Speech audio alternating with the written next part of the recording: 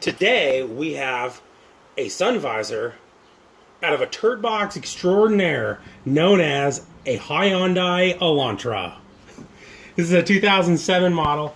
All of the 2007 to 2010, is that correct, Noah? Have the same problem. What happens is there's a little plastic piece right here that breaks off. So when this breaks off, that pops up and the sun visor falls down. So now finding these aftermarket, impossible as far as nobody sells them. I mean, the dealership does sell them, but they do want, what was it, a couple $100? A couple $100 for just this, which is just ridiculous. I'm way too much of a cheap ass to pay that. This is out of Noah's personal car, and we're gonna rig this up. We got this piece is out of another Elantra. A lot of the Elantras have the sun visor in there in junkyards, the U-pulley yards, but they're in junkyards for reasons. They're usually pretty gross inside. The water's gotten in them, the sun rots them out, but when you can find one that's not broken on one, you know, maybe it's not the right color, or maybe, like I said, the visor's gross. So this is the purpose of this is show you how to take the internal piece of the sun visor and install it in the nice sun visor in your car that won't stay up. Obviously, you could see that the sun visor is out of the vehicle. It's got a lighted vanity mirror in it. So there is a cord that goes to the light. Now, this would be really simple if we didn't want to keep the lighted vanity part. But it's pretty important to Noah. He likes to know how he looks in the mirror constantly. So we're going to try to save it. And what we're going to do is we're just going to, because we don't want to open up the internals of the sun visor. It is stitched, but we're not women, so we don't know how to sew. And we could, as we did in the junkyard, we'd razor bladed it open to look to see how it worked. And make sure we could do this. But we didn't plan on stitching it back together. And it was gross anyways. So what we're going to do here is we're just going to clip the cord right here with some dikes, and then leave it all in there intact so that we could just butt connect it right here on the outside. And we're going to want to butt connect it in a place that's at least relatively easy for us to repair. So it has some insulation on it. We're going to take that off. That's not necessary. This is the broken piece of the attachment point for the visor. So we don't need that. And then the wires are going to pull out through this tube. If you just get a firm grip on it, a really firm grip apparently. So you want to have the visor actually basically like it would be the up position in the car. That's why. And then once you have it in the up position, it does slide right out. We've only had it apart one time at the yard. Okay, so and then the wires you can see stay in there. So now there's going to be a little bit of a trick here. We're going to have to, you can see this one, the lubrication kind of was worn off of it. They put a little lube on there. And all of the detent and stuff are all in there, but we're going to see how good this goes. If it ends up being a super pain in the ass, we're not going to show you that part. So you're just going to find out when you get to do it yourself.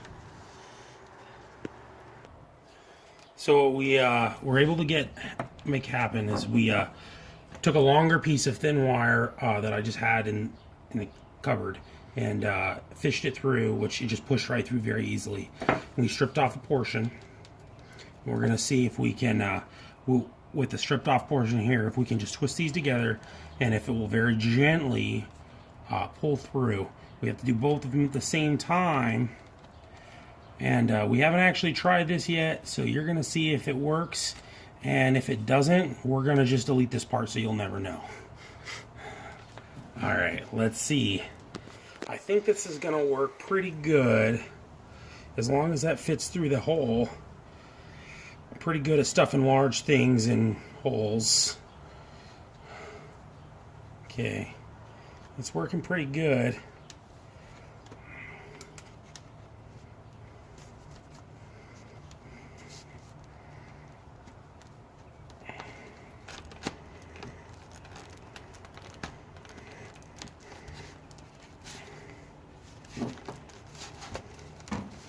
Well, that's in the up position. Dun, dun, dun, dun. Okay, here we go. And fuck yeah, just like that. Both wires fish through, and we'll be able to butt connect them together.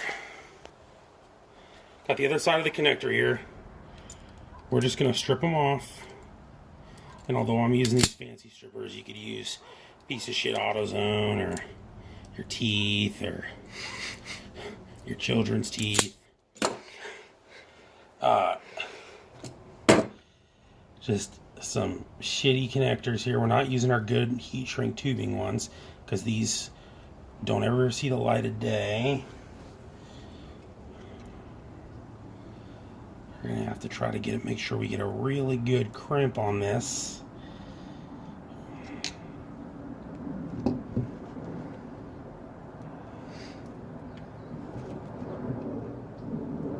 And I realize that both the wire colors are the same, and I'm gonna tell you right now, it don't matter that the wire colors are the same. It's a light bulb.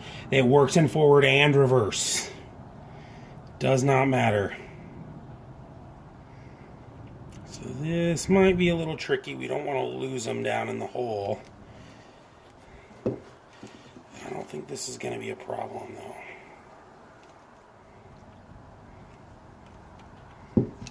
Got that one.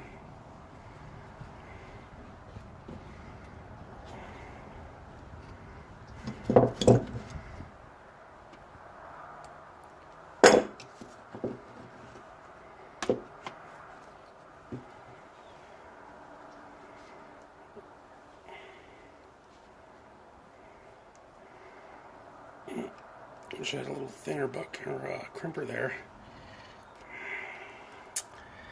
Okay, we're gonna do this with some style here. Don't clip it, and there we go.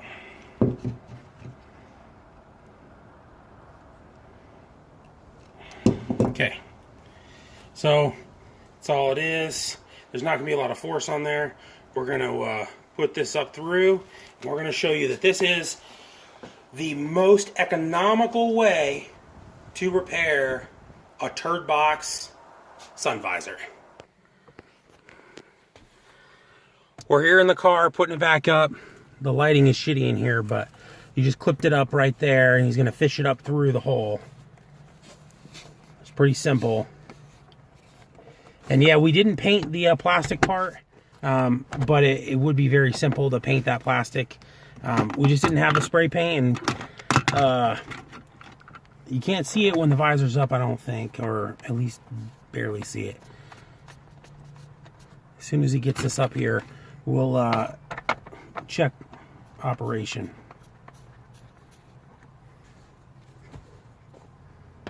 Oh, look at him using a manual screwdriver. He didn't even go get the real screw gun.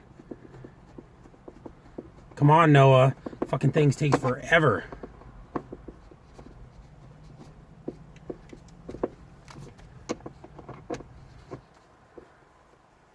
Your girlfriend says you don't even last this long. She's right. Well, there we go. The bottom line is this shit works, and it was literally free. So, oh, I guess we had to pay for the connectors, but not a bad repair for the cost.